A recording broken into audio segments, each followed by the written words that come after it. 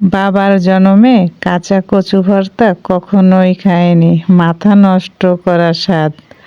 ইন্দ্রবালা ভাতের হোটেলের কচু ভর্তা গেস্টের অনুরোধে তৈরি করলাম।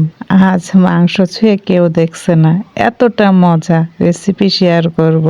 ইলিশ মাছ আর গরুর মাংস দিয়ে কচু রান্না হবে না, এত স্বাদ এখন থেকে আমার হোটেলেই পাওয়া যাবে। ইন্দ্রবালার ভাতের হোটেলের কচু ভর্তা।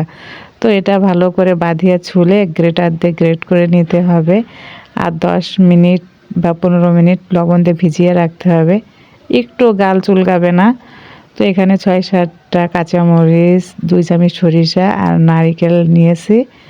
এখন এইগুলা কিন্তু এই যে ভিজিয়ে রাখার পরে পানি ঝরিয়ে ব্লেন্ডারে সব ব্লেন্ড করব একসাথে। সরিষা, নারিকেল, এদিকে কাঁচামরিচ। কচু রান্না করে ফেলে দিতে হয়, গাল চুলকায়, আর এই কচুতে একটু গাল চুলকাবে না। তো সব এক এক করে দিয়ে আমি ভালো করে ব্লেন্ড করে নিচ্ছি। আর এত মজা, মানে বলে বোঝানো যাবে না। যারা খাননি তারা এইভাবে ট্রাই করবেন, তারপরে আমাকে জানাবেন। তো ব্লেন্ড করার পরে এই যে ঝামেলা নেই, সরিষার তেল অ্যাড করে দিতে হবে, আর লেবু দিয়ে খেতে হবে গরম ভাতের সাথে।